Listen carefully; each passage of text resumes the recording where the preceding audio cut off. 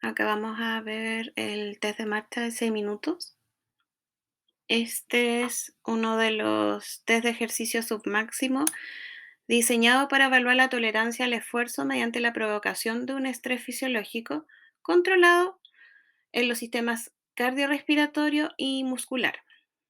Este tipo de pruebas funcionales es una herramienta valiosa para medir el impacto del deterioro de la función pulmonar en la capacidad para realizar actividades cotidianas.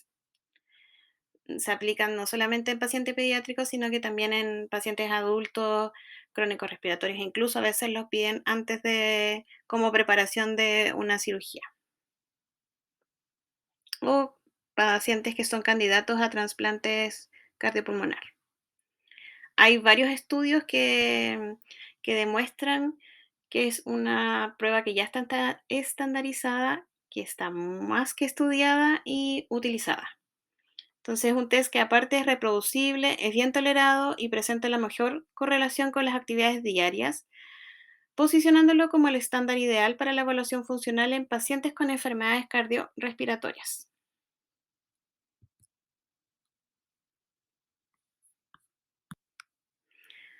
Como para poder ir evaluando o tener valores en un mismo paciente, hay que seguir directrices que aseguren la validez, reproducibilidad y comparabilidad de estos resultados y elementos esenciales para tomar después decisiones clínicas informadas y poder realizar un seguimiento longitudinal preciso del estado funcional del paciente. Hay preparativos para la prueba, como para tener una ejecución así lo mejor posible de este test de marcha. Y hay que buscar primero el equipamiento y el lugar óptimo para la realización de este. El equipamiento requerido, un cronómetro, oxímetro de pulso o el saturómetro, dos conos reflectantes para marcar el recorrido, sillas dispuestas a lo largo del trayecto para descanso, fuente de oxígeno si es que el paciente es oxígeno dependiente, o si es que igual por si acaso a veces pueden haber pacientes que se descompensen, documentos de los registros, cartilla con la escala de Borg modificada o escala visual análoga, marcas en el suelo cada 3 metros y un mínimo de 2 operadores entrenados. Dentro de la preparación del paciente, no suspender la medicación habitual a menos que sea indicado por el médico, no realizar la prueba en ayuno, se recomienda un desayuno liviano, evitar ejercicio vigoroso al menos 2 horas antes del test, venir con ropa cómoda y zapatilla y disponer de ropa de recambio en caso de que necesite por sudor. Los parámetros previos al test, antes de iniciar es fundamental registrar la siguiente información en este documento que vamos a tener, que serían los datos del paciente, la edad, peso, talla y diagnóstico. Tras un reposo de al menos 10 minutos en posición sentada, se registran estos parámetros basales como frecuencia cardíaca y saturación de oxígeno, y evaluar la percepción basal de la disnea y la fatiga de extremidades inferiores utilizando la escala de Borg modificada. Ya como la ejecución del test como tal, la prueba debe realizarse en un pasillo interior, plano, no transitado y con una longitud mínima de 30 metros. Se deben colocar los dos conos a una distancia de 29 metros entre sí, dejando medio metro en cada extremo para así facilitar que el paciente pueda girar. Las instrucciones que le voy a dar yo al paciente tienen que ser claras y transmitidas en un lenguaje sencillo para el niño, sobre todo para el niño. Y dentro de los puntos clave serían, el objetivo es caminar la mayor distancia posible en estos 6 minutos. Debe caminar lo más rápido que pueda, pero sin correr. Caminar de un cono a otro tantas veces como le sea posible.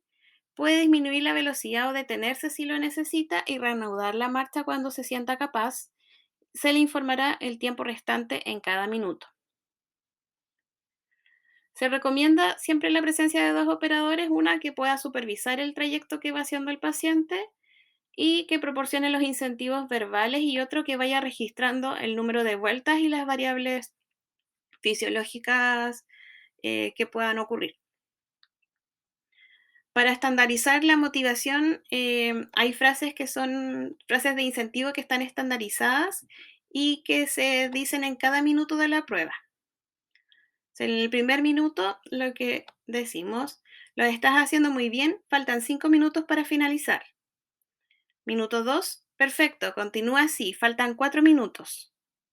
Tercer minuto, está en la mitad del tiempo de la prueba, lo está haciendo muy bien.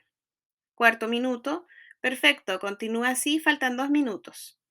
Y el minuto 5, lo está haciendo muy bien, falta 1 minuto para acabar la prueba. Al paciente se le debe avisar 15 segundos antes de que finaliza la prueba y exactamente a los 6 minutos se da la instrucción final de pare la prueba finalizada. Entonces ahí luego empezamos con nuestra medición. Después de que el paciente se detiene, se debe registrar nuevamente la frecuencia cardíaca y la saturación de oxígeno, la percepción de la disnea y la fatiga de extremidades inferiores con la escala de Borg, el número de vueltas completadas y los metros adicionales del último tramo, si es que no fue completita la vuelta que realizó, y calcular la distancia total recorrida en metros. ¿Cuándo podemos suspender la prueba? Cuando si el niño presenta una disnea intolerable, si su saturación de oxígeno es inferior al 85%, acompañada de una sintomatología, dolor torácico, calambres musculares o palidez, y la hipertensión arterial no controlada es la principal contraindicación para la realización de los test en pediatría. Aunque sea poco común, igual hay que tenerlo en consideración.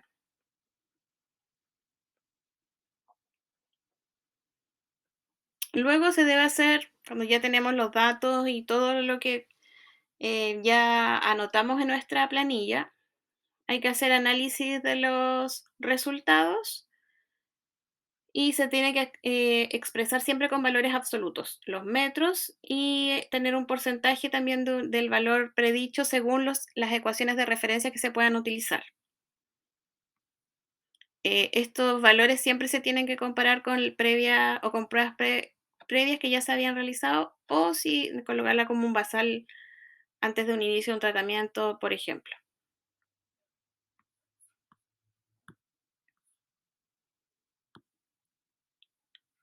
Generalmente se utilizan estos valores de referencia que son de Gatica, Pupo, Gregory Villarroel y otros. Y aquí se hizo un análisis y un estudio de pacientes pediátricos chilenos como para llegar a estos valores de referencia. Ahora en relación a eh, en relación a la como conclusión del test de marcha, se consolida como la mejor prueba submáxima disponible para la evaluación de la capacidad física funcional en niños y adolescentes con enfermedades cardiopulmonares. Sus ventajas clave, estandarización internacional, facilidad de la implementación, alta reproducibilidad y una fuerte correlación con el desempeño en la vida diaria, la convierten en una herramienta que es indispensable en la práctica clínica moderna. Aporta una visión integral de la capacidad funcional del paciente que complementa las evaluaciones pulmonares clásicas. Eh, como en todas las recomendaciones de casi todas las pruebas, están las recomendaciones que son de la ATS. Utilizar ojalá estas ecuaciones de referencia para población chilena, que se haga parte de una evaluación integral, no solamente tener este test de marcha, sino que también tener valores de frecuencia cardíaca en relación a la edad, cuál va a ser su porcentaje de frecuencia cardíaca de reserva y tener quizás empezar a como a guardar estos valores si es que se hacen varias evaluaciones de test de marcha en distintos niños para poder quizás utilizarlos en una investigación futura.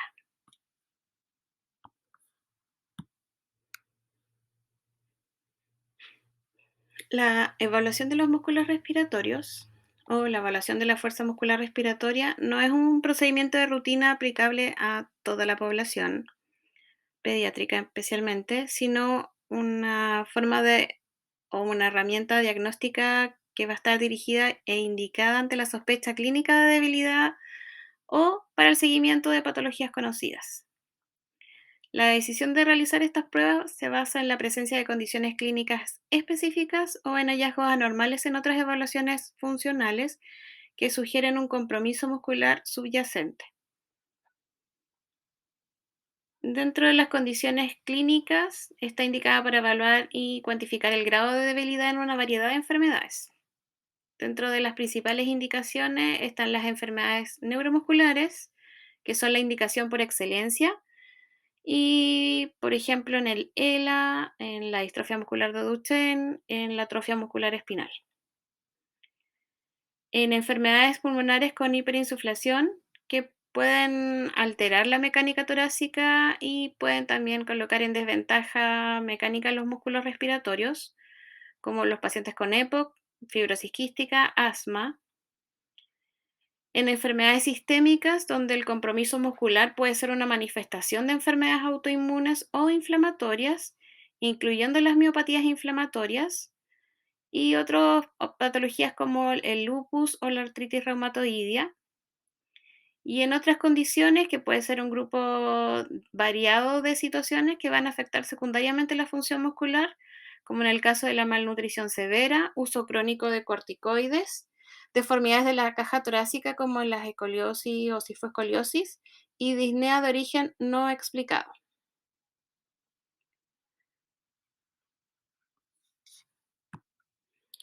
Dentro de las metodologías o de formas para poder cuantificar la fuerza de los músculos respiratorios, lo ideal es un paciente pediátrico que sea lo menos invasivo posible, y dentro de esto estaría la pimometría y la pemometría, o la medición de la presión inspiratoria máxima y presión expiratoria máxima, que es como una prueba más común, es accesible y está estandarizada para evaluar de forma global la fuerza de los músculos respiratorios. La Pimax es un índice de la fuerza global de los músculos inspiratorios, principalmente del diafragma y los intercostales externos, y la Pmax refleja la fuerza combinada de los músculos expiratorios, fundamentalmente los abdominales e intercostales internos. Ambas pruebas van a medir la máxima presión positiva o negativa que un paciente puede generar en la boca contra una vía aérea completamente ocluida. Como todo procedimiento, tiene que haber como un estándar para poder garantizar esta validez y que se puedan comparar después los resultados. La preparación del paciente: el paciente debe estar en posición sentada, con el tórax y cuello erguido. Se utiliza una boquilla tipo buceo para asegurar un buen sellado labial y minimizar las fugas. O sea, ojalá que no sea de estas como un cono, o sea, un cono, un cilindro, porque va a ser mucho más difícil generar este selle. La maniobra de Pimax instruye al paciente para que exhale de forma completa. O sea, uno expira y hasta alcanzar el volumen residual. Inmediatamente después debe realizar una inspiración máxima tan fuerte y rápida como sea posible contra la vía aérea ocluida.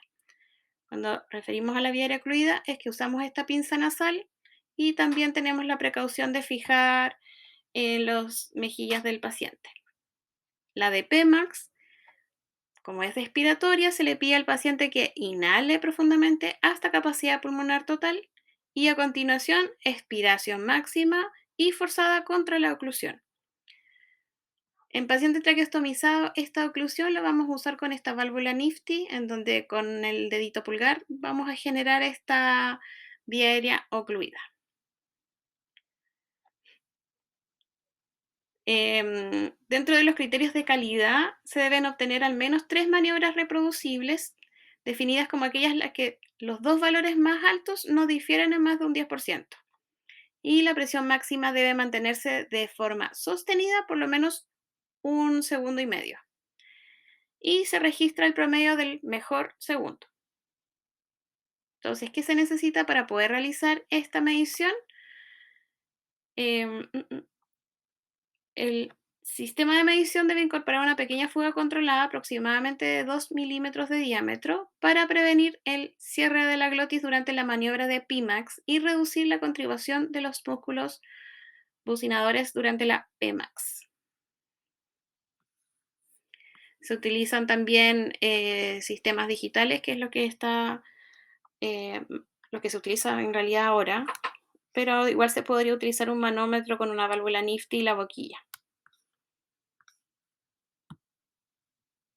Y aquí hay un resumen también de la evaluación de la fuerza muscular respiratoria. No olvidar que este no existe y que les quede claro que eh, hay que saber utilizar la IA y también tener una noción de lo que se va a buscar para poder decidir si esto en realidad no es tan coherente como o no es tan real como lo que se utiliza generalmente. También tener en cuenta los valores normales o valores como de límites, como para poder determinar si es necesario hacer una u otra intervención.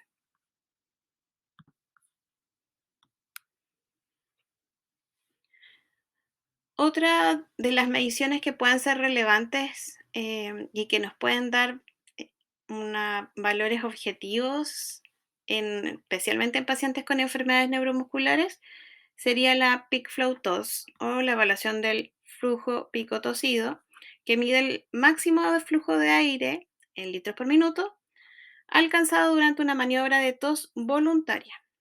Y es un indicador directo y funcional de la efectividad de la tos que depende tanto de la fuerza de los músculos respiratorios como de la coordinación. Em, Algo que no mencioné acá, que si ven dentro de los dispositivos digitales de la evaluación de músculos respiratorios, aparte de la boquilla tipo buceo, existe también una que es como un dispositivo que puede colocarse en una fosa nasal y poder medir el sniff nasal. Sniff, hacer eso, como un sniff de pena. Mide la presión inspiratoria generada a través de una fosa nasal durante una inhalación corta y enérgica. Y es una alternativa útil para evaluar la función de los músculos inspiratorios, especialmente en los pacientes que no colaboran bien con la boquilla. A veces cuando es muy difícil generar este selle, quizás es más fácil el pacientito colocarle el dispositivo en la nariz, obviamente ocluir la otra fosa nasal, para poder hacer esta inhalación más rápida. Estos dispositivos, los azulitos que son los que se colocan en la narina, hay de distintos tamaños, obviamente para el tamaño de la narina.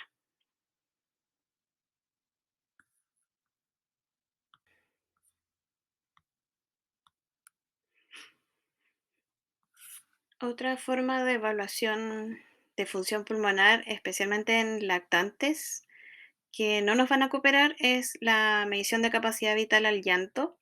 Em, Generalmente se utiliza en las evaluaciones de pacientes AME, previo y posterior también a la administración de terapia génica, para ver la efectividad y obviamente si es que va a requerir o no de algún tipo de asistencia. Y como el nombre lo dice, lo que se hace es utilizar este instrumento que es un ventilómetro también con una interfase nasobucal y colocárselo en la cara del lactante. Va a generar un llanto, pero hay que tratar de coordinar o ver la medición cuando el paciente hace esa expiración larga, genera una inspiración más profunda como a capacidad pulmonar total y luego hace el llanto largo para lograr medir ese volumen que movilizó. Ahora hay valores de referencia donde el llanto normal desde el nacimiento hasta los 10 días sería de 85 a 105 ml y va a llegar a más de 200 ml al año de edad. La capacidad vital supera los 1000 ml a los 5 años y 2000 ml a la edad de 8 años. Y en sujetos normales se alcanzaría el pico máximo de la capacidad vital entre los 19 y 20 años de edad y luego empieza a disminuir de 1 a 1,2% por año. Entonces, especialmente en estos pacientitos neuromusculares o especialmente en los pacientes con AME, es una forma objetiva de saber cuándo existe debilidad muscular y que por lo tanto va a alterar los volúmenes movilizados.